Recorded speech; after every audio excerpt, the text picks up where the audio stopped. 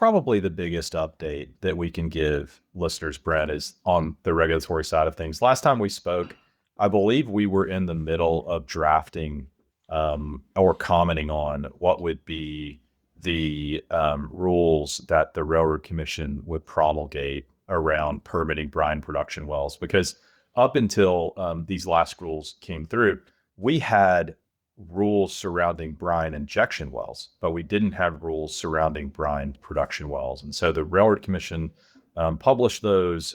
Lots of organizations commented on them. Everybody from the Chevrons and Exxons of the world, all the way down to the Texas Land and Mineral Owners Associations and NAROs of the world.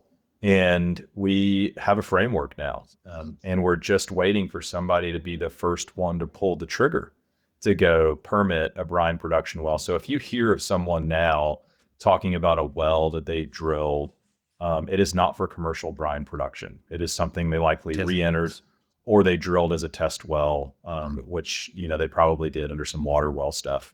But it's given us plenty of data for the resource. The resource is as good or probably even better than we thought it was just 2 years ago.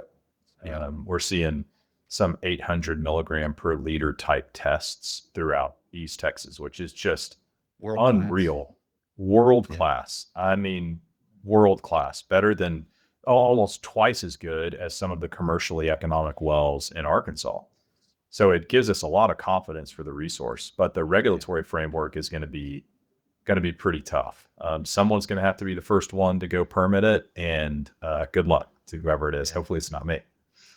Megan, can you give us a comparison of, you already did the comparison of Arkansas, but like lithium in Chile or wherever in the world, like how does that compare what we have in Texas to the global scale of lithium? Like is Texas going to be the epicenter potentially? I think it is, Khalil. For example, if you look down to the Golden Triangle, which is, that confluence of three nations in South America, Chile being one of them, where they are processing lithium through drilling and production and evaporation. You see a lot of 600 milligram per liter, closer to 700 milligram per liter type resources, which are great. And those are the highest, most productive resources in the world. We've had 2 wells in East Texas test close to 800, and a one over 800, which is, the equivalent of a spindle top barn burner, if you're looking something to compare it to in the lithium game. So it's pretty neat. And so does that change the method at all? Like, so do they still just do drilling or do they go into mining at some point?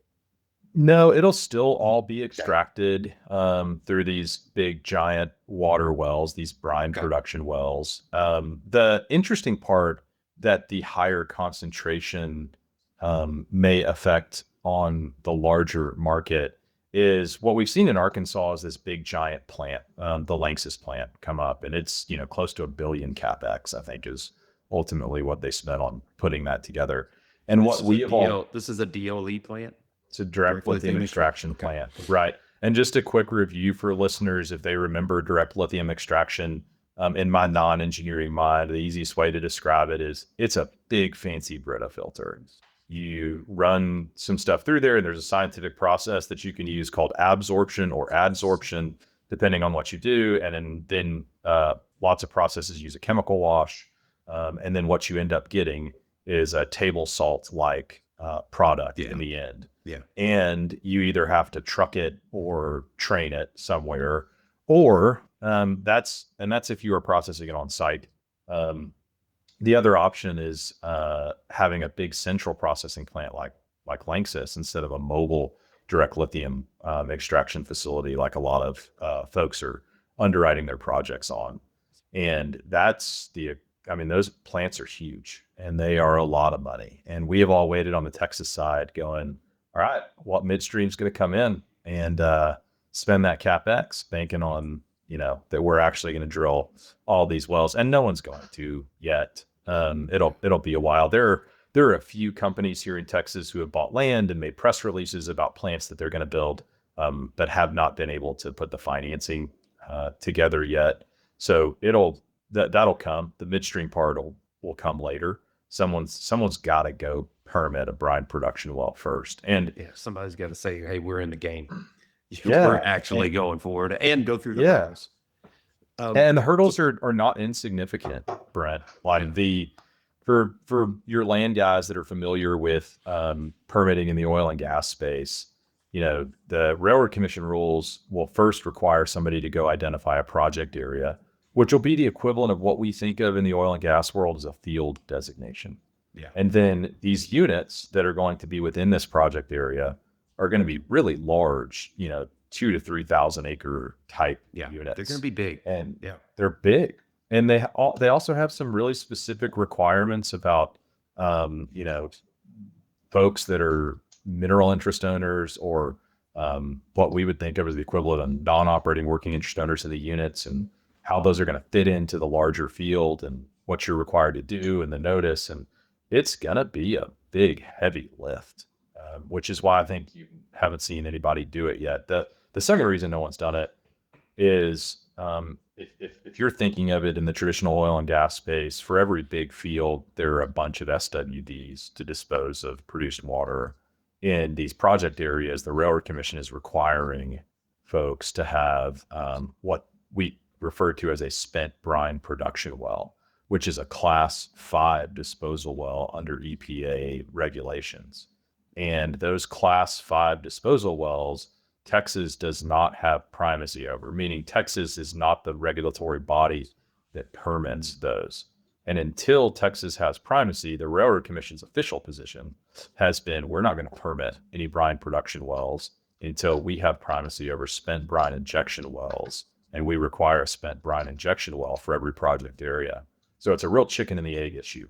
Yeah. That's the other thing that's probably holding up this process. They said, this is how we're going to do it, and we're not going to do it until we get primacy, but they didn't have primacy at the time. And so we're in that waiting period. Have they applied for primacy? Yes. So they are seeking primacy. They are seeking primacy, just like we had to seek primacy over CCS. Yes, CCS wells, Class 6 injection wells, and Class 2 injection wells. So it's the same process. We've now passed the rules and regulations, and so I don't think it's terribly far away, but it's not here yet. Yeah. So it's a long process to get primacy. It's also a long process to get your permit and get you everything together. So it's like, we know we have it, which is likely this is how things develop, right? It's how energy projects develop. We know we have a resource. We know we have the ability to extract and, produce that resource. Now, what's the framework for how we go about that? How do we operate as partners? How do we handle unleased interest? All that stuff. So the rules of the game have to be defined. Obviously, the industry helps steer some of that, but the Railroad Commission they're going to stamp their rules. They're going to put their foot in the game and say, this is how it's going to be. So they are. They're a governmental agency. That's what they do. Yeah.